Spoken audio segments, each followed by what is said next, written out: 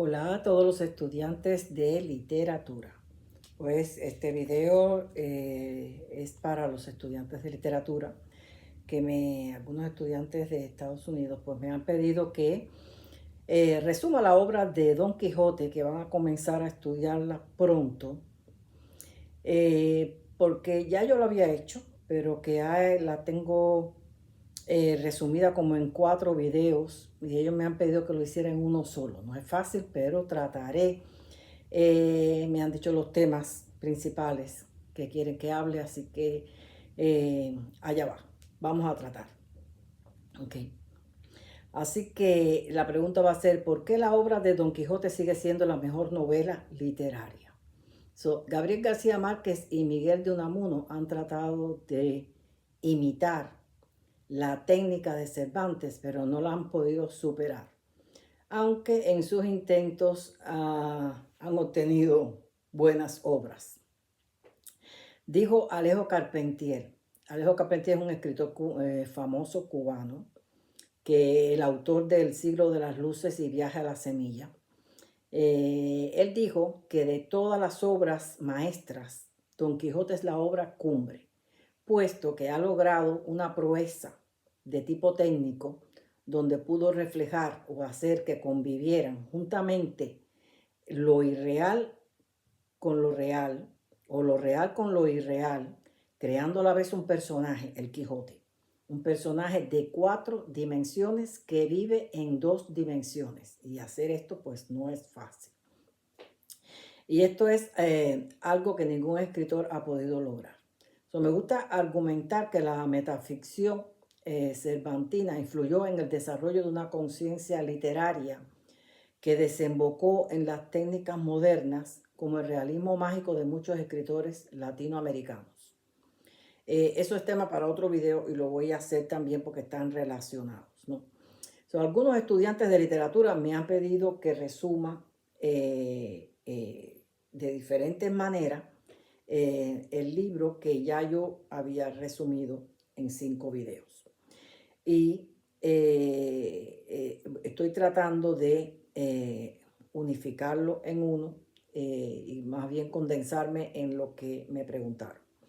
Entonces, vamos a hablar primero de los temas que trata y después los ampliaré mencionando citas y recursos literarios y luego redondearé una interpretación psicológica, filosófica y política. El libro Don Quijote sigue siendo la obra clásica de todos los tiempos porque toca todos los temas de la existencia humana, sean tanto los internos como los externos. Tratan de una realidad existencial que es vigente, está vigente, ¿no? Este libro está dividido en 2 partes. La primera parte se escribió en el año 1605 y la segunda parte en 1615. ¿Por qué tardó Miguel de Cervantes en escribir la segunda parte? Que al final fue el final de la obra, la que concluyó la obra. Fue por el producto de una combinación de asuntos literarios y personales, ¿no? La primera parte tuvo un éxito inesperado. Al principio, él no tuvo la idea de darle una continuidad y estuvo enfrascado en otras obras que él también escribió. Pero luego alguien, bajo el seudónimo de Fernández de Avellaneda, publicó una falsa segunda parte que indignó a Cervantes. Y esto fue lo que llevó a escribir una segunda parte y en ella desmiente la falsedad de esta versión apócrifa. Esta segunda parte estuvo rica en recursos literarios, incluyendo la metaficción y elevando la obra a un nivel de complejidad que ha sido difícil de imitar. Esta es la secuencia de la primera parte. Alonso Quijano se vuelve loco leyendo libros de caballería y decide convertirse en un caballero andante adoptando el nombre de Don Quijote de la Mancha. Es decir, como una sátira, ¿no? Entonces, Don Quijote,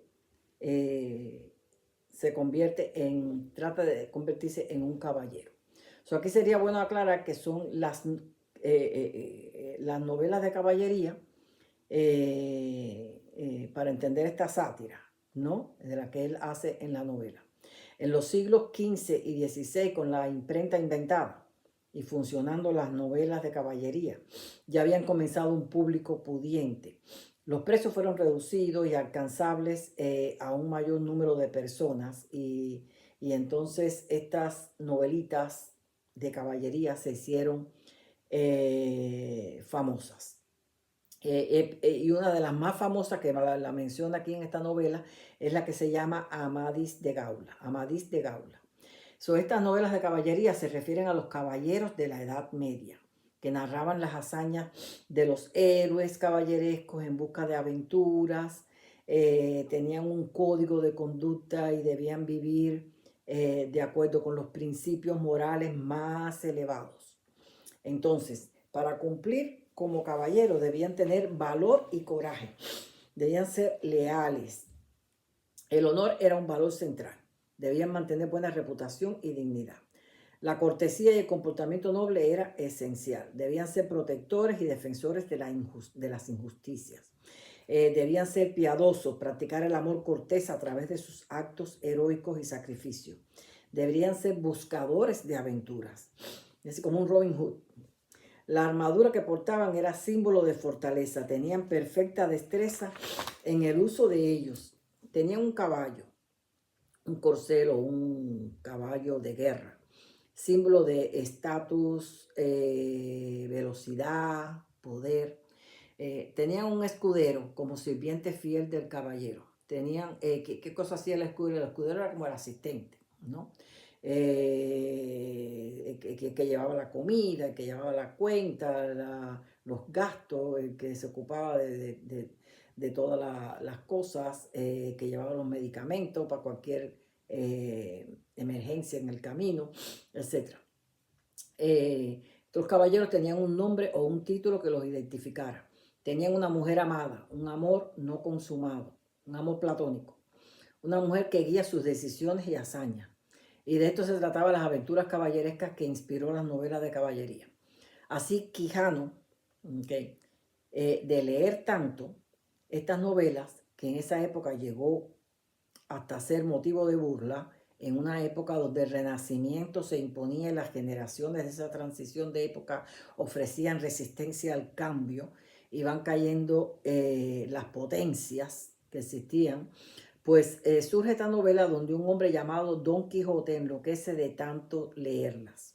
Don Quijote se arma con viejas armaduras de sus antepasados, monta su caballo a quien nombra Rocinante y sale en busca de aventuras. Rocinante viene de Rocín.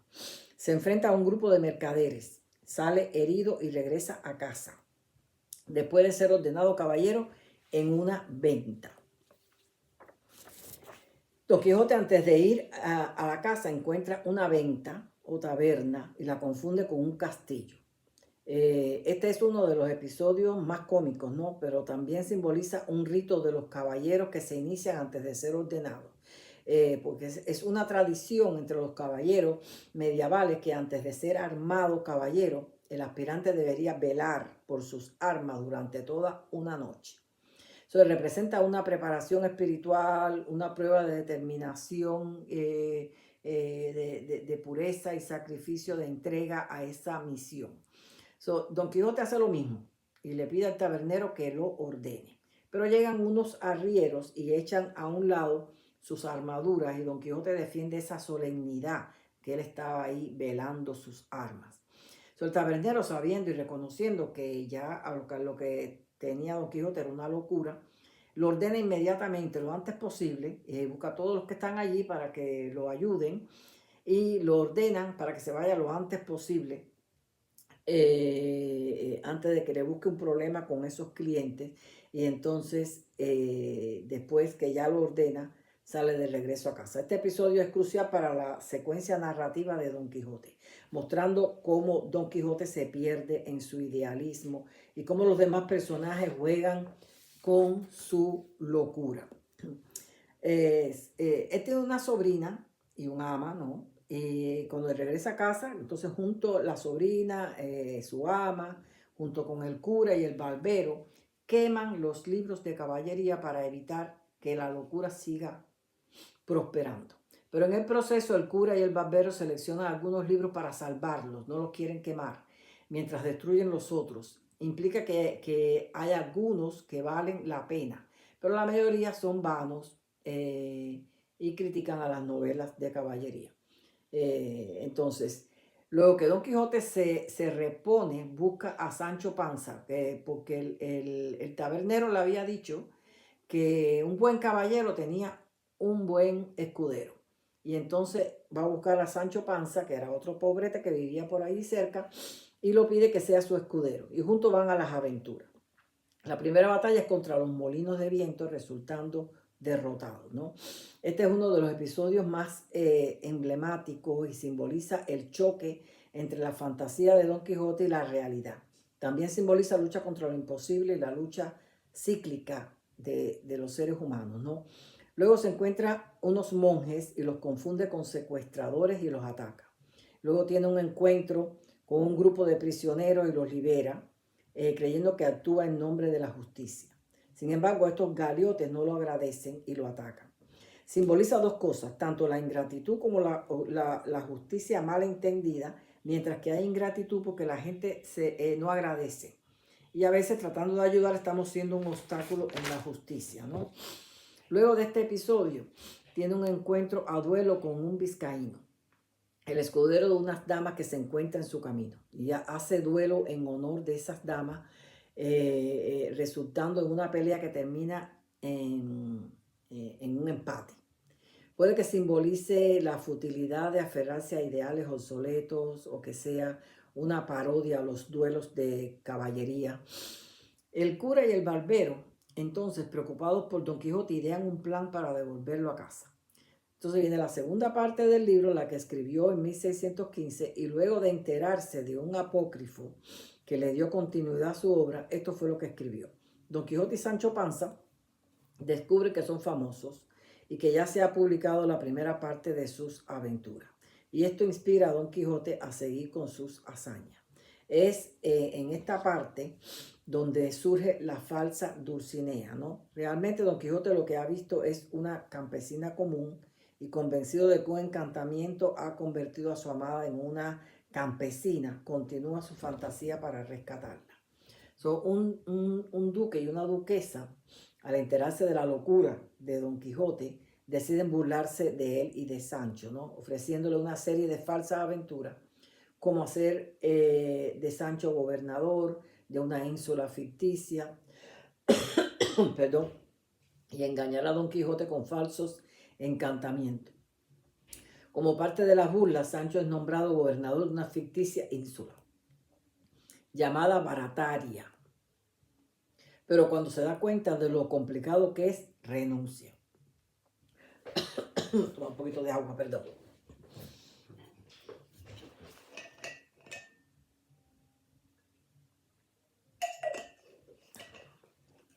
Luego Don Quijote es retado a duelo con el caballero de la Blanca Luna, quien resulta ser alguien disfrazado llamado Sansón Carrasco.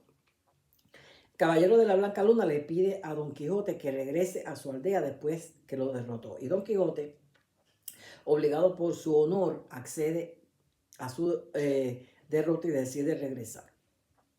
Regresa gravemente enfermo y recupera su cordura. Luego muere rodeado de seres queridos y ahora vamos a ver el resto de la historia a través de los temas y los recursos literarios. Este libro es una sátira a los libros de caballería, pero también es mucho más que eso. El libro trata, aparte del humor, trata de la psicología humana, la crítica social, la religión y la espiritualidad, el amor, la política, el sentido de la vida, etc. Vamos a aplicar cada uno de ellos y trataremos de ofrecer citas. Comencemos por los temas y recursos literarios. Los caballeros de la época medieval, según las novelas, solían luchar contra gigantes y dragones, solían liberar damiselas que estaban en peligro y que siempre eran hermosas y también buscaban tesoros. Pero dentro de esta parodia o sátira, Cervantes incluye muchas reflexiones filosóficas sobre la vida, el idealismo, la realidad, el ser humano. Y a pesar de que es una sátira, aborda pues temas esenciales como es el crecimiento personal y filosófico. Por ejemplo, el idealismo y la realidad, cito, Cambiar el mundo, amigo Sancho, que no es locura ni utopía, sino justicia. Sí, Don Quijote busca cambiar el mundo desde una percepción idealista, lo que refleja su deseo altruista de su disposición a mejorar la sociedad. Otro tema es el valor de los sueños y la imaginación. Cito, ¿qué es un caballero sin amores? Es como un árbol sin hojas, un cuerpo sin almas. Hacer algo y ser alguien. Pasión por los ideales. Otro tema, la perseverancia ante la adversidad. Y cito, la libertad, Sancho, es uno de los más preciosos dones que a los hombres dieron los cielos. A pesar de todas las derrotas, Don Quijote sigue luchando por los demás, por todos, ¿no? La libertad suya y la libertad de los demás. Otro tema que trata la dualidad entre el idealismo y el pragmatismo. Y cito, bien predica quien bien vive. Esto vino de la sabiduría popular de Sancho, no fue Sancho quien lo dijo. La acción más que las palabras es lo que define una persona. Otro tema, la importancia de la autoaceptación. Y cito, yo sé quién soy, respondió Quijote, y sé que puedo ser no solo lo que he dicho, sino todos los 12 pares de Francia y aún todos los 9 de la fama, pues a todas las hazañas que ellos hicieron juntos se aventajarán a las mías. Aunque viene de la locura de Don Quijote, encierra una gran verdad. Otro tema es la búsqueda de la justicia. Cito, la justicia, Sancho, es la razón de la fuerza, no da lugar a la razón. Se refiere a un dilema filosófico sobre el uso de la fuerza y la justicia, mostrando que la verdadera justicia debe ser guiada por la razón, no por la imposición de poder. Veamos algunos recursos literarios y al final hablemos del recurso de la metaficción, que fue el recurso que coronó esta obra en primer lugar. En la escena de la batalla contra los molinos, el recurso usado fue la ironía. La ironía radica en que el Quijote ve gigantes donde solo hay molinos de viento. Cervantes utiliza la ironía para subrayar la desconexión entre la percepción idealizada de Don Quijote y la realidad, entre el ego y el espíritu. Otro recurso que ha sido recurrente es el humor y la burla. Cervantes invita al lector a reírse de sus locuras y de las reacciones de quienes lo rodean. Y cito, yo imagino, dice Sancho, que el tal caballero de los espejos ha de ser algún hombre descomedido. Cervantes incorpora aquí una perspectiva cósmica que contrasta con la sociedad absurda de Don Quijote. Vamos a ver entonces el uso de la personificación. Cito, digo que el cielo por esta extraña mudanza parece que me amenaza su justicia y rigor. Aquí Don Quijote sí personifica el cielo para expresar, ¿no? Que hay algo que está amenazando su justicia y su algo que lo está amenazando. Otro recurso que usa es el polipoté, como un juego de la misma palabra, ¿no? Para reforzar la idea.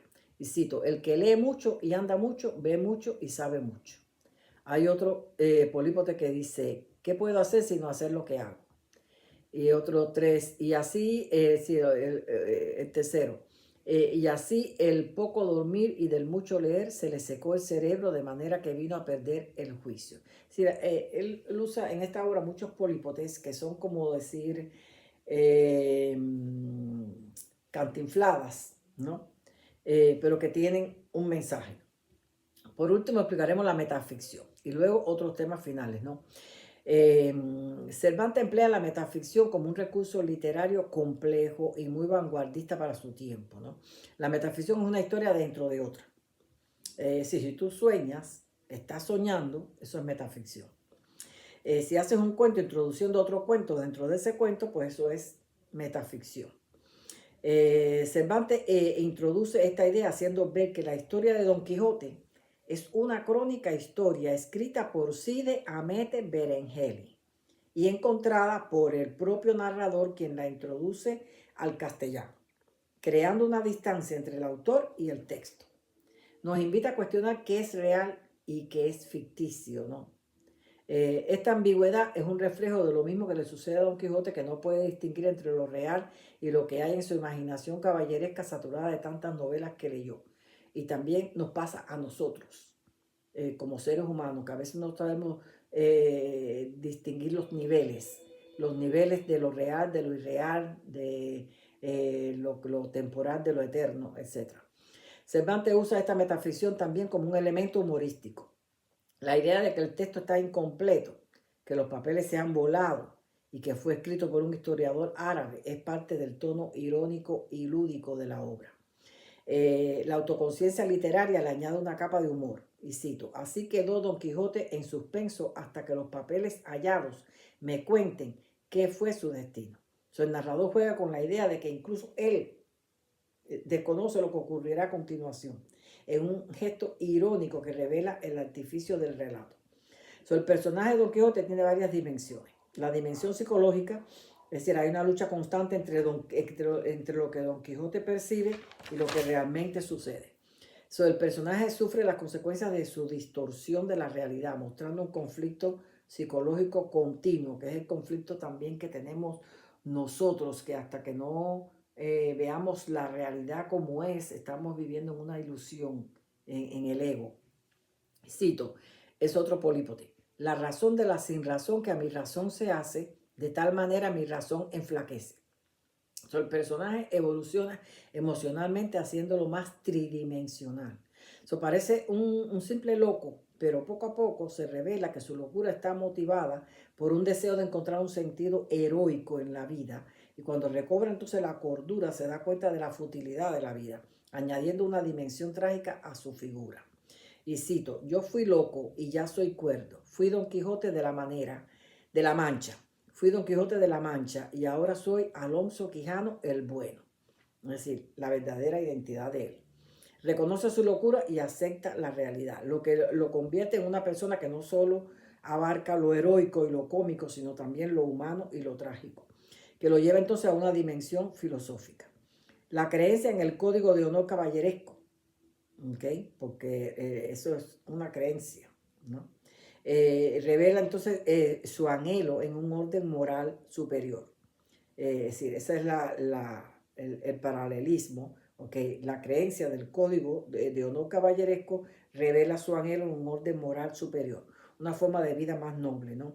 Trascender lo ordinario a lo extraordinario. En este caso también es trascender el ego en nosotros. Cito: la libertad, Sancho, es uno de los más preciosos dones que a los hombres dieron los cielos, con ella no pueden igualarse los tesoros de la tierra. Sí, Don Quijote expresa una visión profunda de la libertad, lo que lo convierte en una persona que reflexiona sobre los grandes temores de la existencia humana. Mientras uno está enfrascado en el ego, uno no reflexiona, pero cuando ya uno está reflexionando y arreglando esas defectos que tiene uno producto de que el ego nos lo ha inculcado, pues entonces uno reflexiona y va pues creciendo. La lucha contra los molinos no fue solo una idea cómica y para mostrar la locura, es también una metáfora de la lucha del idealismo contra un mundo que no está diseñado aún para grandes gestas ni proezas heroicas. Y cito: bien parece, Sancho, que no estás cursado en esto de las aventuras. Ellos son gigantes y si tienes miedo, quítate de ahí y ponte en oración.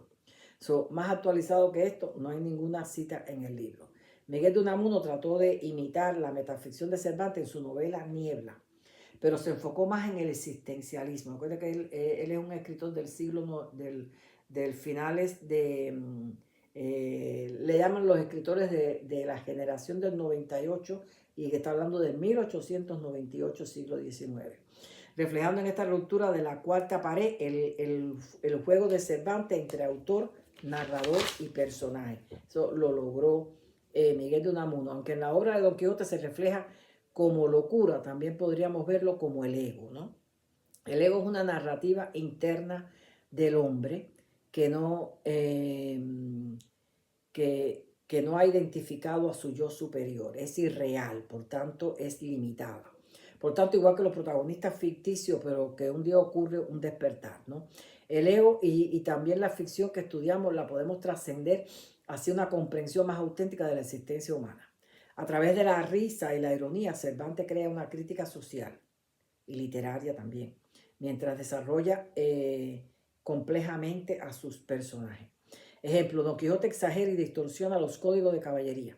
Pone en ridículo ese género literario. Usando el humor, Cervantes desconecta la fantasía caballeresca de la realidad. Pero nosotros sabemos que no existen esos tales dragones ni cosas tan fantasiosas de esos caballeros, ¿no? Son exageraciones. Don Quijote y Sancho son un dúo cómico. Contrasta el idealismo y la locura del caballero con la sensatez pragmática de Sancho. ¿Okay? Hay quien dice que Sancho viene siendo como la conciencia del Don Quijote. Sancho hace observaciones simples en lo que Don Quijote se pierde en su delirio de grandeza, haciendo que aunque ridículo se sientan profundamente humanos. El humor también es usado para la crítica social de la sociedad española.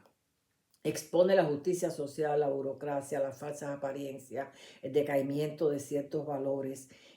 La obra está llena de personajes que representan distintos estratos sociales. Hay humor en la interacción, revelando cierta tensión y desigualdad de la sociedad del siglo XVII y la decadencia del Imperio Español. Cervantes juega con el humor de forma metatextual. Es como un metahumor. Aquí el humor viene de la ruptura de la cuarta pared, cuando los personajes de la novela son conscientes de su propia fama o de las versiones ficticias de su historia. Si cuando él hace eso del Berenjeni, de Hamete Berenjeni, pues ahí hay una ruptura de la cuarta pared y los personajes se hacen conscientes de que fueron famosos, han sido famosos, ¿no? Es un humor avanzado para la época, una forma de hacernos cómplices de la historia. El tema del amor se refleja como el amor cortés, el amor caballeresco, como las novelas de caballería y como se cuenta la historia, cómo fue esa época de los caballeros.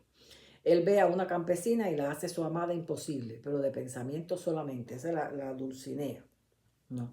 Le llama Dulcinea del Toboso porque el lugar se llamaba Toboso. Este amor era una manifestación del conflicto entre la fantasía y la realidad.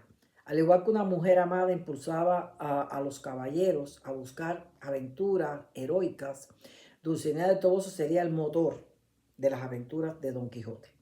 Pero Dulcinea nunca se supo nada de esto.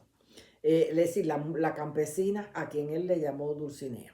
Don Quijote siguió esta tradición amando a Dulcinea del Toboso desde la distancia y mostrando una inquebrantable lealtad hacia ella, como los caballeros, como tenían ese amor platónico, eran súper leales a sus amadas. Entonces, otro aspecto psicológico puede haber sido el desdoblamiento de la personalidad, como Alonso Quijano, un hombre ordinario, aburrido, que leía muchas novelas de caballería, pero cuando se transforma en Don Quijote se convierte en alguien de importancia, ¿okay? Un héroe capaz de cambiar el mundo. La obra también toca temas religiosos y espirituales, aunque no es una obra religiosa, pero sí refleja la sociedad católica de la época. Cervantes utiliza al cura de manera irónica, la escena, es decir, la escena de quemar los libros y también de quedarse con algunos libros de las novelas de caballería. A través del cura y otros personajes relacionados introduce una muy leve crítica al clericalismo. Menciona a Dios, a la Virgen María y a los santos que reflejan la religión católica. Realiza algunas invocaciones antes de sus batallas, como lo hacían los caballeros. En cuanto a espiritualidad, Cervantes toca aspectos filosóficos universales relacionados con la naturaleza humana, el sentido de la vida y la lucha interna del protagonista. La figura del caballero andante que Don Quijote encarna lleva una misión moral, espiritual y también la de proteger a los débiles, un Robin Hood, un caballero, hacer justicia y buscar la verdad. Don Quijote intenta revivir los valores perdidos.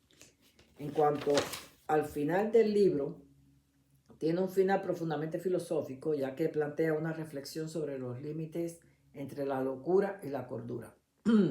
Las implicaciones que esto tiene para la vida, los ideales y más aún para la identidad personal. En la obra Don Quijote recupera entonces la cordura al final y renuncia a esa identidad falsa como caballero andante, reconociendo que su vida de aventuras fue producto de una locura inducida por esos libros de caballería. Llevándolo a términos más reales, es como cuando un hombre lleno de de delirios de grandeza con un ego sobrecargado de capas de ilusiones, se desmorona, dejando al descubierto nuestro yo real, nuestra auténtica identidad. Es decir, se somete al espíritu. Entonces dice ahora, yo sé quién soy y sé quién fui. Si no se olvida del yo falso, como fue. El yo falso que ya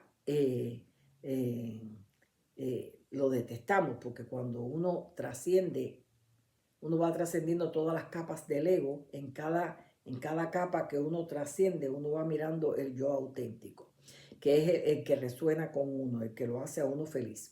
En la obra de Don Quijote descubre esto en la vejez y muere. Que acá la mayoría de las personas a veces descubren esto en la vejez. La mayoría de los hombres descubre su yo auténtico en la vejez, porque en la juventud pues están, o en su primera adultez pues están ocupados en su trabajo, en la familia, en el esparcimiento de la familia, en las cosas. Entonces es un tiempo, no sé, no dejan un tiempito para las cosas del espíritu. Y también para dedicarse de lleno a otras cosas espirituales, a veces hay que ir dejando muchas cosas. Y entonces por eso es que siempre toma, pero la cosa no es alcanzarlo todo ahora, sino tratar de ir haciéndolo de a poco, de a poco, de a poco, de manera que cuando llegue ya la vejez uno tenga pues una sabiduría mayor, un conocimiento mayor, una relación mejor con las cosas divinas. Ok, entonces, esa es la importancia también de leer. Ya hoy día no se lee. Cuando uno lee mucha literatura, la literatura que enseñan en la escuela, que uno le ponga la cabeza y eso, porque a veces uno está en la escuela, está aprendiendo y el maestro está explicando y uno está con la mente en otro lado. Pero si uno le pone la cabeza a toda la literatura y aparte de eso te conviertes en un lector y lees todos los libros, te gusta leer novelas, literatura, las clásicas, las antiguas, las modernas, todas, uno aprende mucho, uno va también imitando cosas, uno internaliza mucho de esas cosas. Esa es la importancia de leer, porque son enseñanzas que podemos adoptar para nuestra propia vida y acelerar así el proceso de perfección humana. Todos tenemos luchas interiores, pero la obra sugiere que hay una conexión profunda entre la locura y la libertad. Por eso le dicen locos a aquellos que han encontrado el camino de la libertad. Hay preguntas retóricas que hacernos. ¿Es mejor ser auténtico en nuestra locura de búsqueda de la verdad o renunciar a nuestros ideales en nombre de la cordura según la sociedad? Hay otra pregunta válida y puede una crisis personal o una crisis existencial llevarnos a traspasar las barreras de la locura. Hay un límite entre la locura y la cordura. La pérdida del juicio es la pérdida del autocontrol. Y autocontrolarnos, la fluctuación que existe entre la locura y la cordura, entre el ego y el espíritu, tenemos que entender que la locura siempre es influenciada por el ego y la cordura es influenciada por el espíritu. Entonces la pregunta es, ¿a quién vamos a servir? ¿Al ego o al espíritu? Entonces en algún punto de la vida tenemos que romper esa cuarta pared. La lectura profunda puede llevar al lector a trascender el ego. Al hacerlo puede romper la cuarta pared de su propia vida y las perspectivas de su existencia empiezan a cambiar. Romper la pared es cuando te identificas con un personaje ficticio que tiene características egoicas parecidas a las tuyas o que tiene aquellos que necesitas. Todo lo cual te lleva a un mayor autoconocimiento y a un sentido más profundo de la existencia que te lleva a modelar aquello que es bueno para uno, aquello que te hizo clic. Hoy yo me comporto como esto, yo tengo que también que cambiar esto. Y entonces una vez fomentado esto en nuestro interior, también se fomenta la comprensión de las realidades sociales, políticas, espirituales, como extendiendo las bases de valor hacia la humanidad. Así que espero que haya sido suficiente este resumen. Hasta pronto. Cualquier pregunta la pueden hacer y yo la contesto en los comentarios.